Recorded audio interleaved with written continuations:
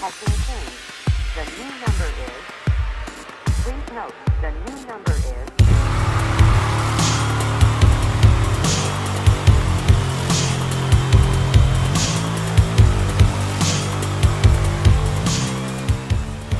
Welcome to the Game Closet. I'm Matt. I'm Aaron. Today we are reviewing Mansions of Madness by Fantasy Flight. It's a mystery game, board game. There's a story. You're trying to solve a mystery in this mansion. I guess some people, we're talking about, describe it. Closest thing like would be Clue, sort of. But beyond that, way beyond that.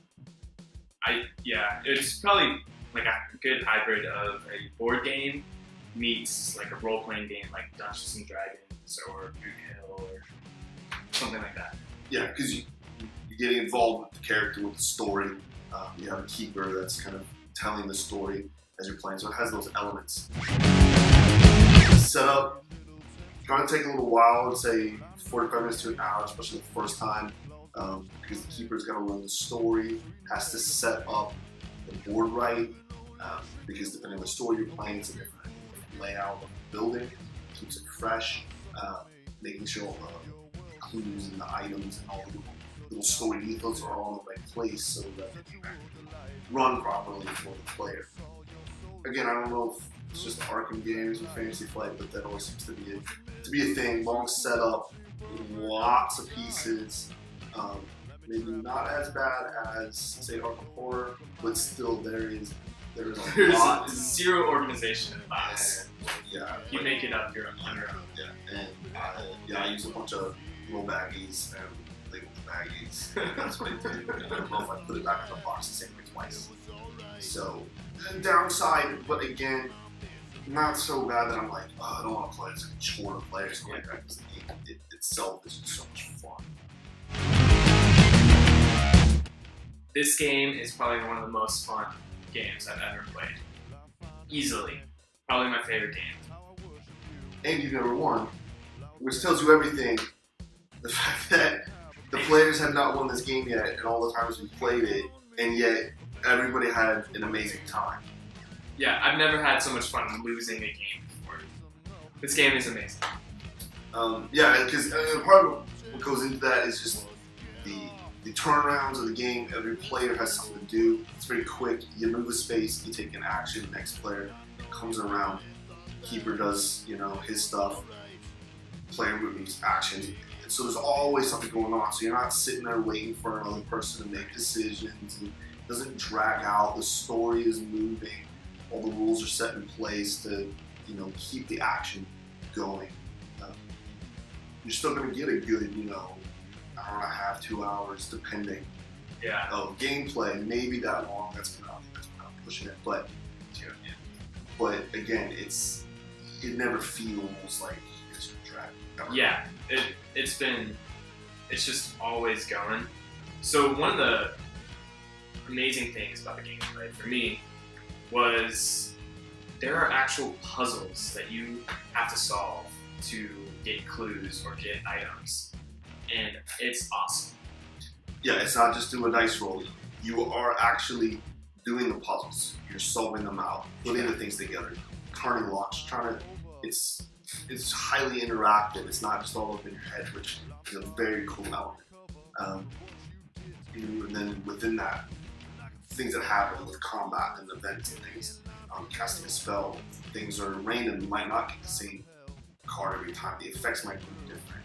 So it just adds a lot of flavor and spice into this game with the actual interactive puzzles and the variety. Playing the same story as well, there's little variances that make the game unique, even though you're playing the same basic story that's been set up. Yeah, I played the same story 3 times, and it's ended differently each time. And I still have no idea what the main storyline is. Which is part of the fun, because the keeper knows, but the players don't know what's going on. And it's so I have no reveal, and depending on where they've gone and which places of the mansion they've explored. So again, there's a huge still mystery about exactly what was happening with each scenario, which does kind of get into the keeper's responsibility. when you play this game, whoever is in that role is basically in charge of making the game fun and not making it just ridiculous for the players. I mean, you could easily, within the rules, make the game impossible, basically. Just constantly throwing monsters out there and doing whatever. But I don't know, like, I think all 3 of our 3 or 4 games have come down to literally the very last turn. Could have gone either way, and it was just somehow the perfect balance. Yeah. So whenever you play this game, have someone that's going to be fair and make it fun. I think it's super easy. They're not completely just crushed. You don't get a jerk. Yeah. To be your keeper.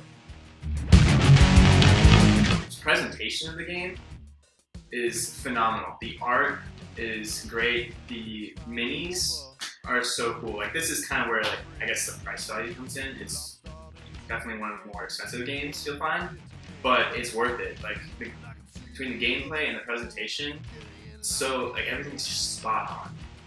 Yeah, I mean, and a lot of good characters. If you've played Arkham Horror, you'll recognize several of them. But you get a little mini that you're moving around. They've simplified the stat system. You still get some choice in there, but it's, again, taking out kind of the negative qualities, I would say, of Arkham. Pushing that stuff to the side, which is nice. Just like beautiful, like I said, beautiful layout. Map is great. The minis are amazing. The art on the cards, it's just great to look at. Overall, I would highly recommend this game. Even people that are not into the genre, people that weren't even into this genre had fun playing this game, which that tells you everything right there. I can't recommend this game. Yeah, this game is amazing. Easily my favorite. I've yet to have anyone complain about it that's played with us. I mean, maybe we just have like the golden keeper here, but that might be it. but it's so much fun. So I think that sums it up. Yeah. Thanks for joining us. See you next time. Later.